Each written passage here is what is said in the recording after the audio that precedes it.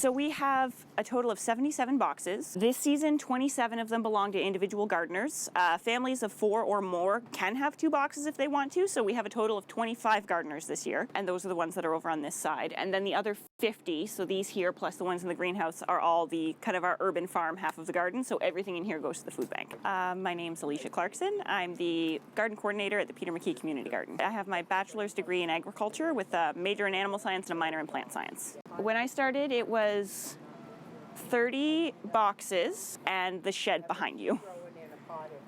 And that's it. The pergola went up, the water catchment, the composting system, the greenhouse, the 37 new boxes. All of it was in the past year. The concrete is a blessing and a curse. It is a blessing because these boxes are ready to sow earlier in the spring than your backyard is because they're elevated. They're not as deep. They're not really affected by frost and frost dates as badly because they are above the ground, so they thaw a lot quicker so we can plant sooner.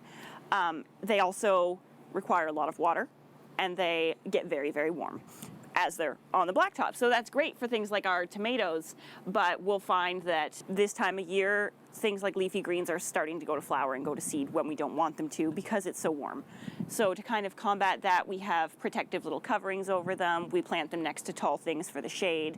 So we kind of work around it. The boxes are 4 by 8 feet, and they are 20 inches deep. We do have a couple that are double the length, so they're 16 feet by 4 by 20. But they don't necessarily need to be that deep. Where we're on the concrete, that's why they're at that depth. So we can grow things like carrots and potatoes and things with deeper root systems. If we were putting this on, say, someone's backyard, half of that height is perfectly sufficient. These boxes are watered every day that it doesn't rain.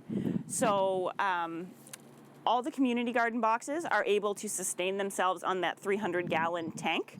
Last year, we had a 55-gallon drum, and that was our water that we had to collect. But now that we have this tank, that is enough for all of our community gardeners. We do need to use the hose because each of these boxes uses about 4 gallons of water a day, and taking watering cans back and forth to 50 boxes would take all day, which is why we use the hose.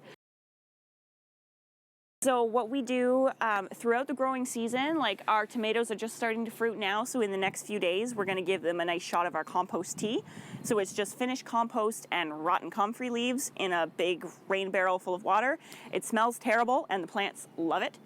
So we'll water with that as they're fruiting to kind of give them that extra little bit of nutrition they need to make those beautiful fruits that we're after. Our goal is 2 tons this year. We grew just shy of 1,000 pounds last year with just the 30 boxes that we had. For example, one of these boxes we harvested last week, one box was 30 pounds of lettuce. We could quite easily supply the food bank for the whole summer, flat out. Most of it goes straight into the food bank. Typically about 5% of it goes to, we have an affordable food market, so it's like a little market stand just outside the garden on Tuesday mornings.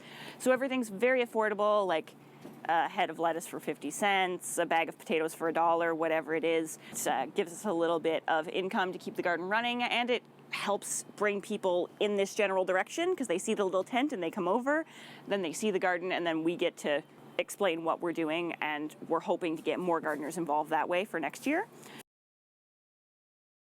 I think the biggest issue with the urban environment is we're limited in how far we can expand.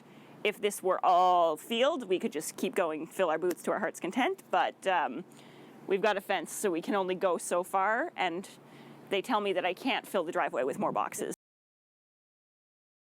All of our compost we got from the city for free this year, which was really nice. They offer it free to everyone, but they charge for delivery. If you go with a bucket and fill it up yourself, there's no charge, and because we're a nonprofit, they delivered it to us for free. There, it's just a 3-bin system, which those are good, but they don't work so well for our purposes. Ideally, what you would like to have with that sort of system is the whole front would be completely just not there, so you can go in and turn it. But because we're in the city and pests are a concern, we don't want raccoons and rats in here, they have to be enclosed, so it's very difficult to turn it. So what we're trying to do is in the next few weeks, we're going to build a couple of compost tumblers. So it's essentially a big barrel like this with a lid, and you put it on a spit so you can spin it, and then you tumble your compost that way. It's rodent proof, and it breaks down a lot faster because it's a smaller volume. I would have made compost tumblers right away because we'd have finished compost by now. I would have a water catchment system on the entire building instead of just our tool shed. I would have constructed the greenhouse in such a way that we could have put water catchment on there. So more water catchment, better composting, and I would really like to have chickens, but the city won't let us have chickens. We operate almost all year. February, everything kind of goes on pause. Sometimes January if it's a really, really rough, cold winter. I harvested most of our carrots in these 4 boxes this morning. After the beans and tomatoes are done producing, those are going to get pulled out and replaced with cold hardy crops. So we're going to have all along the side where the sunflowers are is going to be all garlic for next year. And then we've got carrots in those back 6. There's going to be kale here.